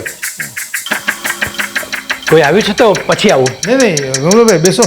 इंस्पेक्टर साहब से सिटी पुलिस स्टेशन से। नमस्ते साहब। इंस्पेक्टर साहब, विमल भाई हैं हमारे मकान मालिक। सुरभि इनके लिए भी बेटी जैसी है। सर जितना जानते थे उस दिन सब बता तो दिया। एक बात पर छोड़। कौन सी बात? यह कि भाविन और उसकी माँ के बीच मनमुटाव था। क्यों? कहीं नहीं साहब, पार्वती बहन अपने बेटे से बहुत प्यार करती है, लेकिन उनका स्वभाव ही ऐसा है कि हर किसी के साथ सख्ती से पेश आती है। और भाविन को छोटा बच्चा तो है नहीं कि उसे सबके सामने डांट ले। 31 साल का हो चुका है सर, फिर भी पार्वती बहन सबके सामने उसे जो मन में आए बोल देती है। जब 21 साल का था तब उसके पिताजी गुजर गए और उसके बाद पार्वती बहन ने कारोबार अपने हाथ में ले लिया। भाविन को सिर्फ पॉकेट मनी देती थी, भाविन को कुछ भी अपनी मर्जी से करने का कोई मौका ही नहीं दिया। और दूसरी बात यह है सर कि हर बार बेइज्जत होना किसी को भी अच्छा नहीं लगेगा। जाहिर सी बात है कि भाविन इस बात से नाखुश था।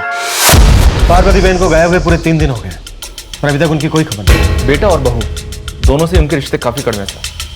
नहीं, उनके गायब होने के पीछे यही वजह तो नहीं? क्या आप लोगों को ये लगता है कि मेरी सास के गायब होने के पीछे मेरा हाथ है? आपके अपनी सास के साथ संबंध अच्छे नहीं है, ये बात किससे छुपी तो है? बिजनेस और घर दोनों जगह उन्हीं की चलती है। और हाँ, वो जिस तरीके से मेरे साथ बर्ताव करती है मुझे गुस्सा आता है। और इसका मतलब ये तो आप वो आखिरी इंसान है जिसने पार्वती शेठ को गायब होने से पहले देखा था। तो इसमें मेरी क्या गलती? क्यों शॉपिंग के लिए मुझे साथ ले गई? लेकिन अपना मोबाइल फोन पार्वती शेठ आपको देकर क्यों चाहिए और कहां? मुझे कैसे पता होगा सर? वो अक्सर मुझे शॉपिंग पे लेके जाती है और फिर खरीदती कुछ नहीं है। वो क्या करने वाली है, क्या करेंगी, मुझे आज तक समझ में नहीं आया। और फिर मुझे कैसे पता होगा कि वो मोबाइल फोन मुझे क्यों लेके गए या फिर कहाँ गई? मेरे पास तो घर वापस जाने तक के पैसे नहीं थे। क्या आपके पति भाभी ने सबके पीछे? ये कैसी बात कर रहे हैं आप सर? फायदा तो उन्हीं का है, सारा बिजनेस, सारी प्रॉपर्टी, सब कुछ उन्हीं का है। अपनी माँ के होते हुए वो पाई के लिए मुहताज है। अगर पार्वती शेठ नहीं रही उनकी जिंदगी चैन से गुजरेगी। ये बिजनेस हो, घर हो या बाकी की प्रॉपर्टी, ये सब कुछ मुझे ही मिलने वाला है, क्योंकि मैं उनका इकलौता बेटा हूं, उनका वारिस हूं। आप लोग मुझ पे कैसे शक कर सकते हैं? पार्वती शेठ एक कड़क स्वभाव की है, आपको उनको एक एक पाई का हिसाब देना पड़ता है। 31 साल के हो गए हैं, फिर भी अपनी मर्जी से एक भी रुपया खर्च नहीं कर सकते। इस बात को लेकर आपको अंदर ही अंदर गुस्सा तो आता है। क्यों? इसका मतलब मैं अपनी मां को गायब कर दूंगा? यही तो हम पूछ रहे हैं कि आपने गायब किया उन्हें। कैसी बातें कर रहे हैं आप? आपका दिमाग ठिकाने पे तो है? वो मेरी मां है। एक ऐसी बात जो आपको आपके सिरे से जीने नहीं देती, जिस तरह की जिंदगी आप जीना चाहते हैं। फिर भी सर वो मेरी मां है। हाँ थोड़ी सख्त जरूर है, लेकिन मैं तो उनको बचपन से ऐसे देखता आ रहा। देखिए आप लोग मेरी मां को ढूंढ नहीं पा रहे, इसलिए तरह तरह की कहानियां बना रहे हैं। कहानी कौन बना रहा है ये तो हमें पता नहीं। भावन शेठ, हम ढूंढ नहीं पा रहे हैं या फिर हमें कोई ढूंढने नहीं दे। अब मुझ पर उंगली उठा रहे, मतलब क्या आपका? आप नहीं तो आपकी पत्नी से। क्या वो है सबके पीछे? क्या? देखो भाभी, हमको कम से कम पुलिस को आपकी पत्नी की कहानी पर यकीन नहीं हो रहा। पार्वती शेठ जाते जाते अपना मोबाइल फोन उसे दे गई। ये बात हमारा मन नहीं मान। सुबह झूठ नहीं मिलेगी। मैं जानता हूं कि वो बा से थोड़ी बहुत नाराज थी, लेकिन सिर्फ वही क्यों? बा के बर्ताव को कई बार हम भी समझ नहीं पाते। फायदा तो उसे भी होने वाला है। पार्वती शेठ के होते हुए वो चैन की जिंदगी नहीं जी सकती, और वैसे भी उन दोनों में कभी पहले पटी नहीं। सर सास और बहू के बीच किस घर में झगड़े नहीं होते? इसमें कौन सी नई बात है? इनका रिश्ता ही कुछ ऐसा है। हर सुपारी लेने वाले, हर हिस्ट्री शीटर पर नजर रखी, पर पार्वती बहन की सुपारी किसी ने नहीं दी साहब। कोई बाहर वाला हो सकता है? लगता तो नहीं है साहब। भाविन और सुरभि के फोन रिकॉर्ड से भी कुछ भी हासिल नहीं हुआ सर। उनके गायब होने से पहले की बाद के कॉल्स में शक करने वाली कोई बात नजर नहीं आई। आज 5वां दिन है, पार्वती शेठ की अब तक कोई खबर नहीं। ऐसे कैसे गया? सर ऐसा हो सकता है कि वो खुद ही कहीं चली गई, किसी बात का उनको डर, कोई ऐसी बात जिसे सिर्फ वो जानती है, कोई ऐसी बात जिसे वो सबसे छुपा रही है, या फिर ऐसे निकल पड़ी है। सर उनके बारे में अभी तक जितना भी सुना है उससे तो ऐसे ही लगता है कि पार्वती बहन ऐसा कुछ कर सकती है। सर ऐसे केस में कोई ना कोई सुराग सामने आ ही जाता है, और कुछ नहीं तो कहीं ना कहीं से बॉडी मिल जाती है, पर यहाँ तो अभी तक कुछ नहीं। पार्वती शेठ के अचानक गायब हो जाने के बारे में पुलिस को अब तक कोई सुराग नहीं मिला था। अब तो ऐसा लगने लगा था कि वो अपनी मर्जी से ही कहीं चली गई, और फिर एक हफ्ते के बाद उनके बारे में खबर मिली।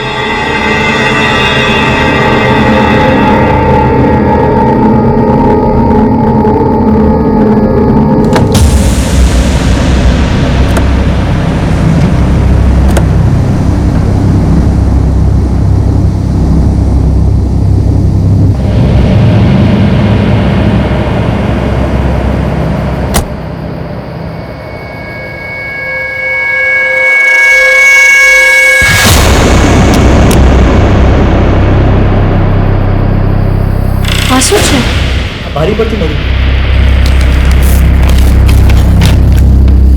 अगर तुमको सही में पार्वती बहन की फिक्र है तो कल दाबोली हाईवे पर आ जाओ और इंतजार करो। किससे भेजा ये?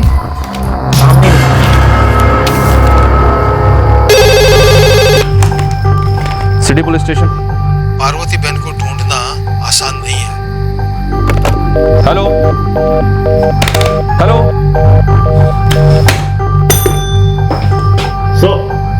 इस नंबर पे अभी जो कॉल आया था उसे ट्रेस करो फास्ट। पुलिस स्टेशन के गेट पे लेटर मिला है। क्या लिखा है इसमें? इसमें पार्वती बहन के बारे में लिखा है।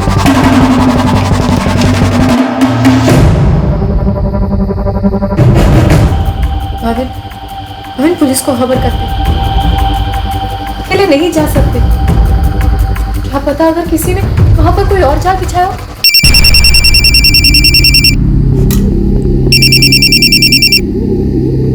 हेलो, तुम्हें पार्वती बहन को सच में बचाना है?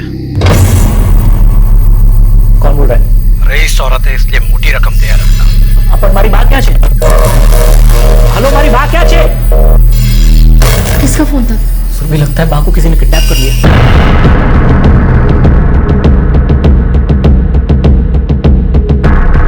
दोनों लेटर्स एक ही आदमी ने लिखे। सर, यहाँ जो कॉल आया था और भाविन को जो कॉल आया था, वो दोनों ही कॉल पीसीओ से आए थे।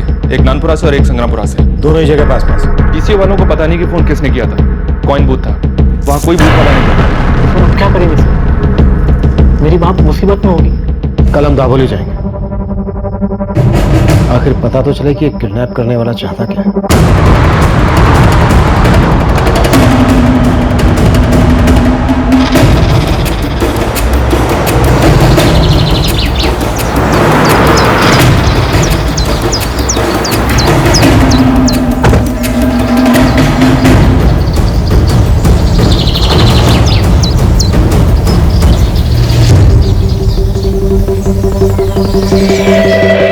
सर, मुझे वो कॉल भी झांसा लग रही है। लेकिन ये खेल कौन खेल रहा है और क्यों?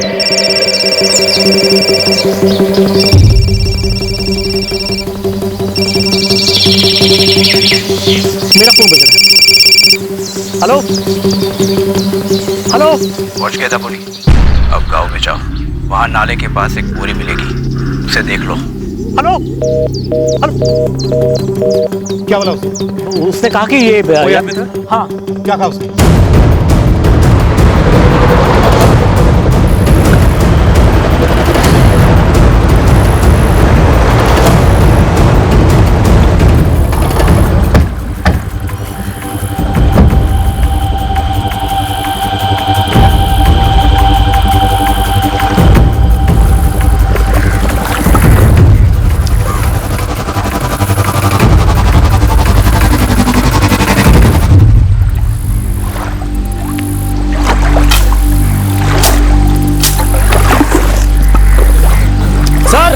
सर, वो देखो बोरी।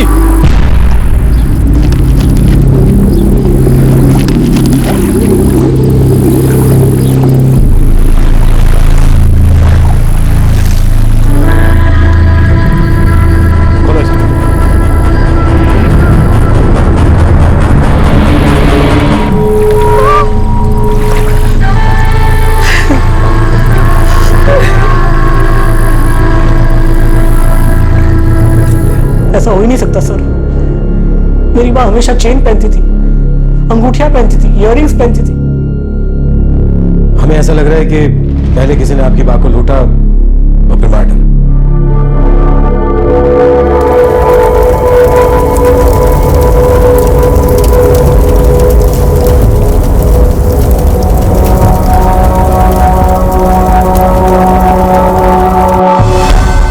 मुझे पक्का शक है कि यह कोई आपसी बात है। सर, भाविन के पास जो कॉल आया था वो एक पीसीओ से था, रेलवे स्टेशन के पास से। फिर डेड बॉडी तक पहुंचने के लिए वो लेटर्स, वो फोन कॉल्स, ये सब हमें गुमराह करने के लिए किया गया था। जी किसी की बहुत सोची समझी थी। अजीब है सर कि पहले भाविन को रैंसम के लिए कॉल आया था। अगर एक किडनैपिंग करना ही प्लान था तो कोई हफ्ते भर तक चुप क्यों बैठेगा? हफ्ते भर बाद ही क्यों फरोती की रकम मांगी? नहीं जिग्नेश, ये कोई किडनैपिंग का केस नहीं, बल्कि उनका मकसद ही पार्वती शेख को मार डालना। तो फिर ये कौन कर सकता है? भाविन और सुरभि के खिलाफ तो हमारे पास एक भी सबूत नहीं है।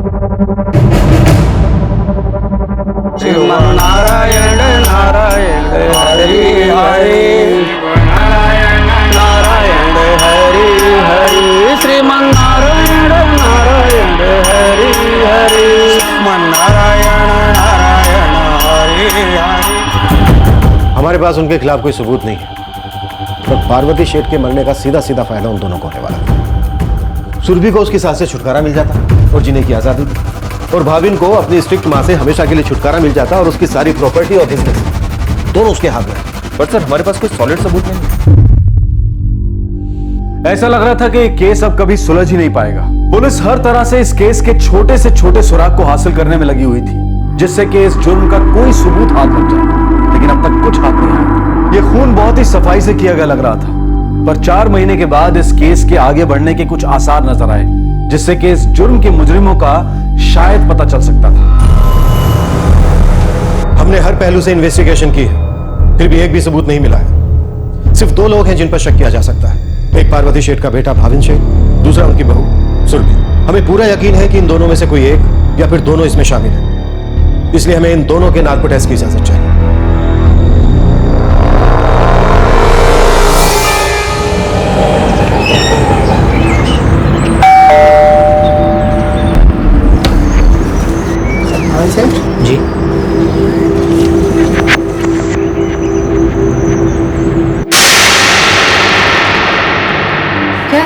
पता नहीं कोर्ट से आया।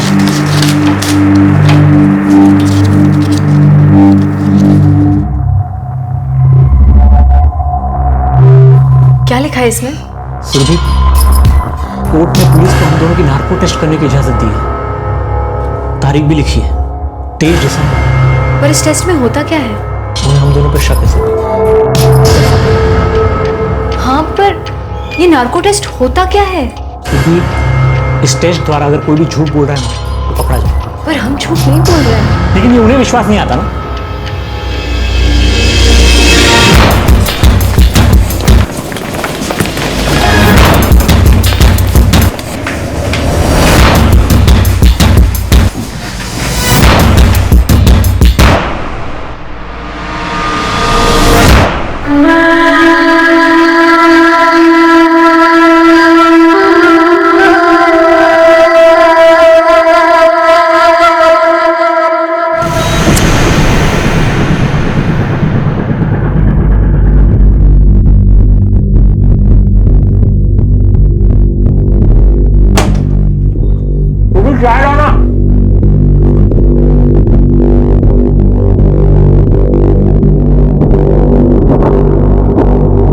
चाय થઈ ગઈ?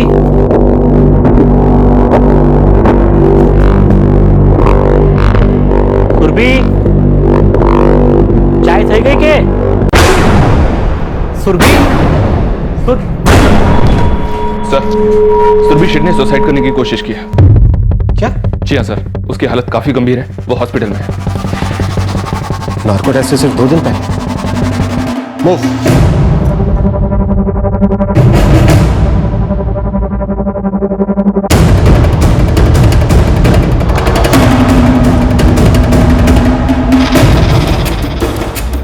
क्या हुआ? सर, पेस्टिसाइड की पूरी बोतल पी। तब उसने आपसे कुछ कहा था? कोई बात हुई?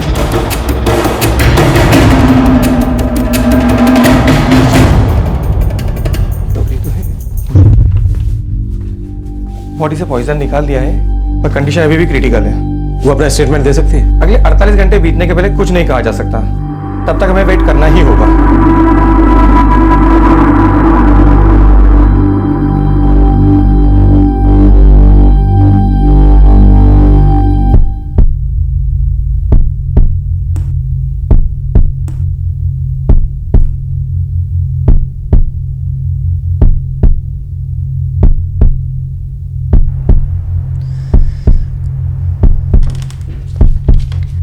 ये अभी भी अर्ली रिकवरी स्टेज में है, ज्यादा लंबी बातचीत मत कीजिएगा।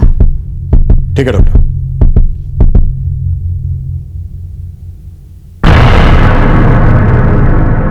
सुरभि शेठ, आपने सुसाइड करने की कोशिश की, ये पुलिस केस है, हमें आपका स्टेटमेंट चाहिए। हम बेकसूर हैं, फिर भी आप लोग मुझ पर और मेरे पति पर शक कर रहे कि हम झूठ बोल रहे हैं। हमने ऐसा तो नहीं कहा कि आप झूठ बोल रहे हैं। आप लोग सता रहे हैं हम दोनों को। जाहिर सी बात है सर, आप लोगों को खूनी मिल नहीं रहा है, इसलिए आप लोग ये साबित करने में जुटे हुए कि या तो हम दोनों या तो हम में से कोई एक बा के खून के लिए जिम्मेदार है। अभी तक हम ऐसे किसी नतीजे पर नहीं पहुंचे।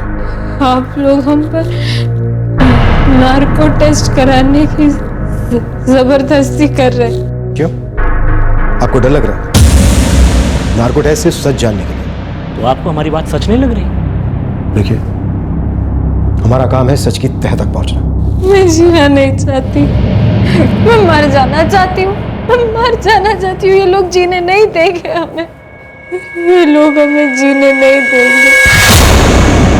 पहले माँ ने जीना मुश्किल कर दिया था और अब ये लोग मुझ पर शक कर रहे कि माँ को मैंने मार डाला।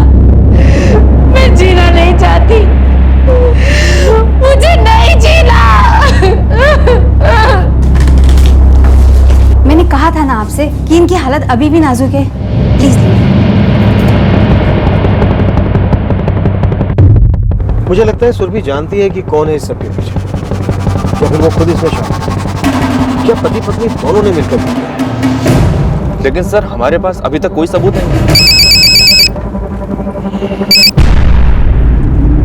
चलो बोल। हाँ साहब, मालूम नहीं मेरे को जो पता चला है वो आपके कितने काम का हो, पर हो सकता है आपके काम का हो। सीधे सीधे बात बोल। साहब, जब से कोर्ट से नार्को टेस्ट का लेटर आया ना, पति पत्नी दोनों बेहद परेशान है और घबराए हुए हैं। इसमें नया क्या? सुरभि के माँ बाप उसको देखने पहले दिन आए। जैसे ही उसको शाम को थोड़ा सा होश आया ना साहब, उसके बाद से वो लोग अस्पताल नहीं गए। आगे बोल। उसके घर पर भी कोई नहीं है, वे सामान लेकर भाग गए। कहाँ? वो नहीं मालूम साहब, मेरी नजर थी उन पर हर वक्त। अभी पता चला कि घर छोड़ के चले गए। उनका मकान मालिक विमल पारेख, वो हमेशा साथ में रहता है। नमस्ते साहब। ये तो और भी अजीब बात है साहब, विमल पारेख भी सामान के साथ जा चुका है। सर, सुरभि के बापूजी कांति गोहिल और बाप पुष्पा गोहिल दोनों कल शाम को अपना सामान लेकर कहीं चले गए। उन दोनों के फोन भी बंद है। ये खबर में उनके पड़ोसियों से मिली है। और मकान मालिक? वो भी अपना घर छोड़कर कहीं चला गया है और उसका भी फोन बंद है। लेकिन इस बारे में अभी तक हमने भाविन से कोई इंक्वायरी नहीं की है। और करना भी मत, हमें उन्हें अलर्ट नहीं करना है। ये बात बहुत अजीब है कि बेटी क्रिटिकल कंडीशन में है और ये लोग कहीं चले गए, साथ में मकान मालिक भी गए। नमस्ते सर। कहीं ये वही कड़ी तो नहीं जिसे हम नहीं देख पाए थे? नहीं सर, ये नहीं पता कहाँ के रहने वाले। और हाँ, ये पता है कि कांतिबाई का एम्ब्रॉयडरी का बिजनेस था। उनके मकान मालिक भी यहाँ नहीं है। ये बात तो हमारी समझ में भी नहीं आई। दोनों परिवारों का खूब करीबी रिश्ता था। विमल भाई को कोई बेटा बेटी नहीं था, सुरभि को अपनी बेटी मानते थे। समझ में नहीं आ रहा साहब, विमल भाई अचानक कहाँ चले? हमेशा तो बोलकर जाते हैं। उनका नंबर भी बंद है। साहब, दोनों नंबर पे ट्राई किया। दूसरा नंबर है उनके पास? हाँ साहब, 2 नंबर है। आपके पास होंगे? हाँ, मैं अभी लाती हूँ। प्लीज। गुड न्यूज सर, दूसरे नंबर को ट्रैक किया है, वो ऑन है। कहाँ है वो लोग? इसी शहर में सर, होटल में रुके हैं।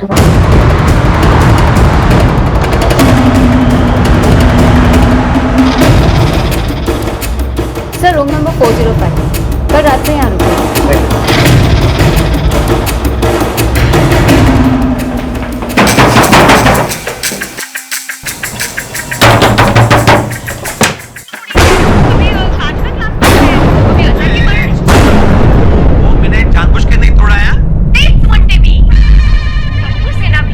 वो शादी निकले आप?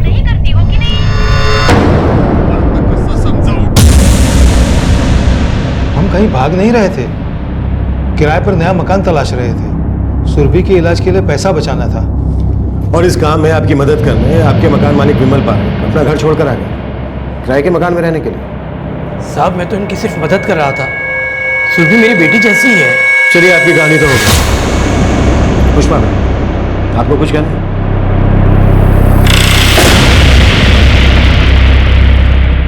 साहब, पार्वती बहन मेरी बेटी को बहुत ताने कसती थी, बहुत परेशान करती थी उसको। हर बार वो रोती रोती घर पे आती थी। वो देखकर हम परेशान हो जाते थे। सब्जी के भाव बढ़ गए हैं, तेरी अकल घास चरने गई है। जा। अच्छे बुरे की समझ तो है नहीं। मुझे रसीद लेने को किसने कहा था?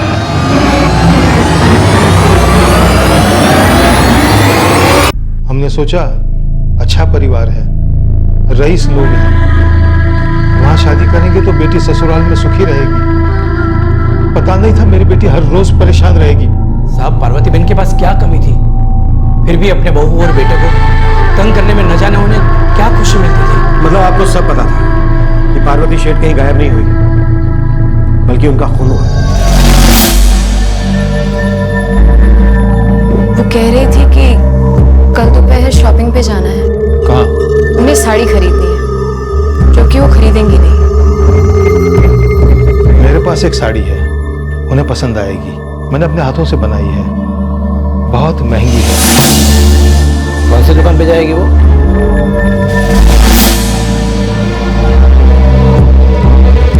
सुरभि कई बार पार्वती बहन के साथ उस दुकान पर जाया करती थी। वो जानती थी वहां क्या होगा। वो जानती थी कि कहां तक दोनों पैदल चलेंगे और फिर रिक्शा करेंगे।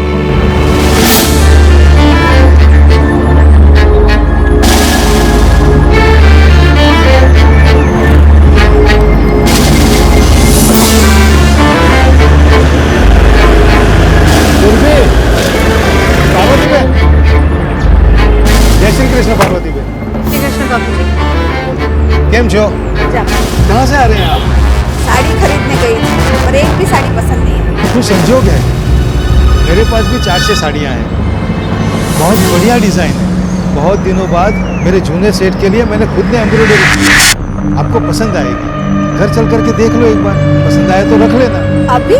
अरे पार्वती बहन, यहाँ से घर कितनी दूर है, एक बार देख तो लीजिए। और उसमें से भी 2 साड़ियाँ तो मैंने खास आपके लिए रखी है, हमारी तरफ से भेंट के तौर पर। अच्छा चलो देख लो। आराम से। बापूजी, आप बा को लेके घर जाइए। पीछे की सीट पर 3 लोग आराम से नहीं बैठ पाएंगे, तो चल के आ जाओगे। सुरभि तू भी आ जा, घर कितनी दूर है यहाँ से? नहीं बा, आप आराम से बैठिए, मैं आ जाऊंगी।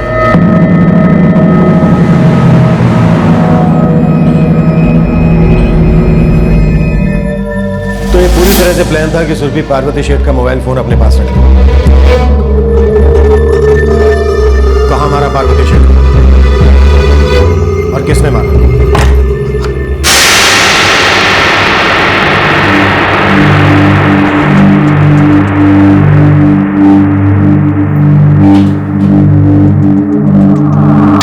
पार्वती बहन, आप मेरी बेटी को तंग करना बंद करेंगी या नहीं? कैसी बात कर रहे हैं आप समधी जी?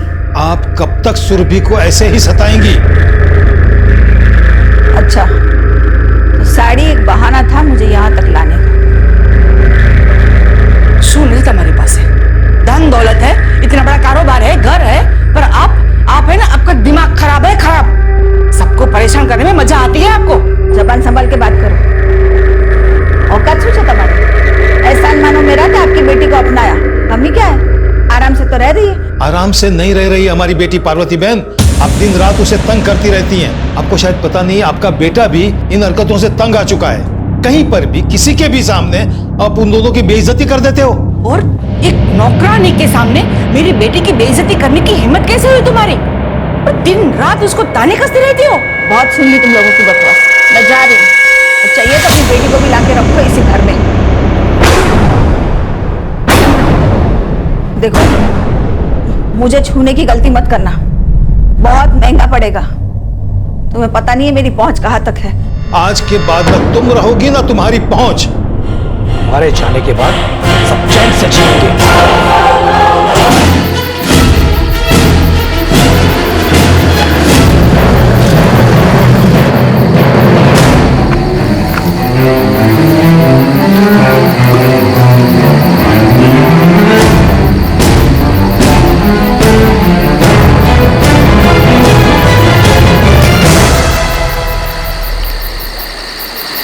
हमने लाश को घर में ही छिपा के रखा था, फिर जैसा तय था वैसा ही सुरभि ने किया। और रात को हम लाश को नाले के पास फेंक आए। वो फोन कॉल्स और लेटर्स? पार्वती बहन को ढूंढना आसान नहीं है। तुम्हें पार्वती बहन को सच में बचाना है तो रुपया तैयार रखना। रईस औरत है, इसलिए मोटी रकम तैयार रखना। पहुंच गया था बोली। अब गांव में जाओ, वहां नाले के पास एक झूठ की बोरी मिलेगी, उसे देख लो। मैंने पुलिस स्टेशन फोन किया था और विमल भाई ने भाविन को। भाविन विमल भाई की आवाज नहीं पहचानता था। 1 हफ्ते तक इंतजार क्यों किया? लाश को हम तक पहुंचाने के लिए नाटक क्यों किया? हमें लगा था कि पुलिस लाश को ढूंढ लेगी और फिर खून और लूट का केस बन जाएगा। हमने सारे गहने भी निकाल लिए थे। ऐसा कुछ हुआ नहीं और अखबारों में केस बहुत ही आने लगा। और जब लाश 1 हफ्ते तक नहीं मिली तो हमने सोचा कि केस को अपहरण का केस बना दे, ताकि पुलिस को जल्द से जल्द लाश मिल जाए और किसी तरह केस बंद हो जाए। हमें पता चल चुका था कि आपको भाविन और सुरभि पर शक है। उन पर तो हमें पहले से ही शक था, बल्कि लगभग यकीन था कि वो दोनों इसमें शामिल। क्या भाविन भी इस प्लान में आप लोगों के साथ मिला हुआ था?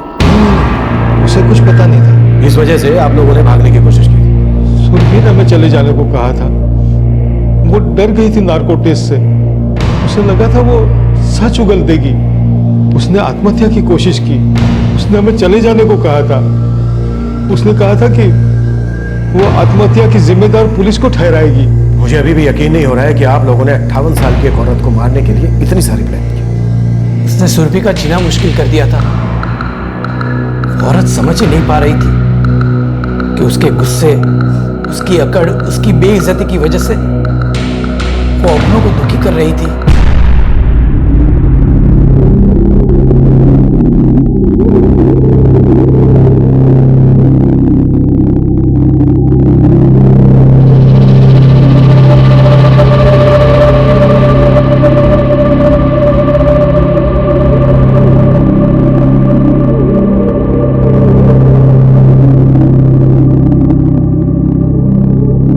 हमें शुरू से पता था तुम जो कहानी सुना रही थी मोबाइल फोन की, 1 भी रुपया पास ना होने की, वो सब झूठ है।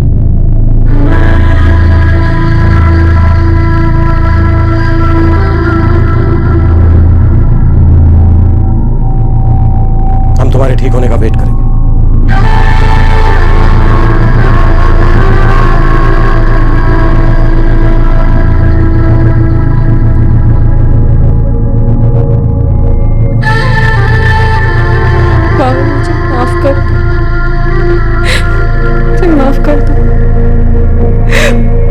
उन्होंने हम दोनों की जिंदगी नर्क बना दी थी।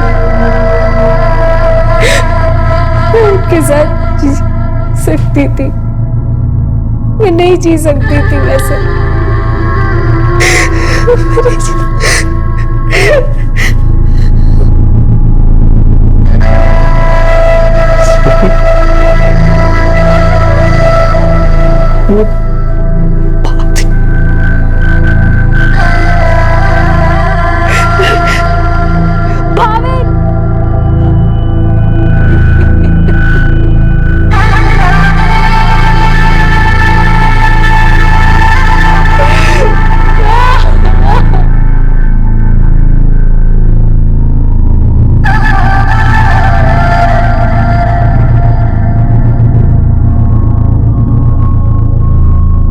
पार्वती शेठ के सभी गहने पुलिस ने सुरभि के माता पिता के घर से बरामद कर लिए। सुरभि के पिता कांति गोहिल, मां पुष्पा गोहिल और पिता समान विमल पारेख, इन तीनों को न्यायिक हिरासत में ले लिया गया है। सुरभि अभी हॉस्पिटल में है जहां उसका इलाज चल रहा है, लेकिन डिस्चार्ज होते ही उसे भी गिरफ्तार कर लिया जाएगा। सुरभि शेठ, कांति गोहिल, पुष्पा गोहिल और विमल पारेख, इन चारों को आईपीसी की धारा 302 खून के लिए और 120 भी आपराधिक षड्यंत्र करने के लिए लगाई गई और इसके अलावा धारा 365 के तहत गलत उद्देश्य से किसी व्यक्ति का अपहरण करने और बंदी बनाने के लिए भी उन्हें दोषी ठहराया गया। भावेन अभी सदमे में है, हालांकि वो अब भी सुरभि के इलाज का खर्चा उठा रहा है, लेकिन अब वो उससे वहां मिलने नहीं जाता है। गुस्सा, अहंकार, सत्ता की ताकत और घर में और ऑफिस में अपने से छोटे लोगों का दमन करना, इसके नतीजे क्या होंगे बहुत बार लोग ये समझ नहीं पाते। जो बार बार दबाए जाते हैं उनके अंदर एक रिश्ता घाव होता है, एक दर्द होता है और फिर पलट कर जवाब देने की इच्छा जागती है, बदला लेने की ख्वाहिश जागती है और गुस्से में वो ये समझ नहीं पाता है कि किसी की जान लेना एक बहुत बड़ा अपराध है।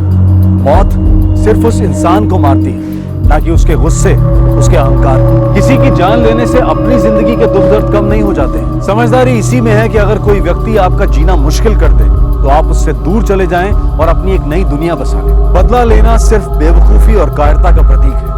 आपसे फिर मुलाकात होगी क्राइम पेट्रोल दस्तक में एक और नए केस के साथ। तब तक अपना ख्याल रखें, सुरक्षित रहें और याद रखें, प्रतिशोध जुर्म का अंत नहीं बल्कि एक नए जुर्म की शुरुआत है। जय हिंद। इस तरह के और भी एपिसोड देखने के लिए हमारे चैनल को सब्सक्राइब करें और बेल आइकन दबाना ना भूलें।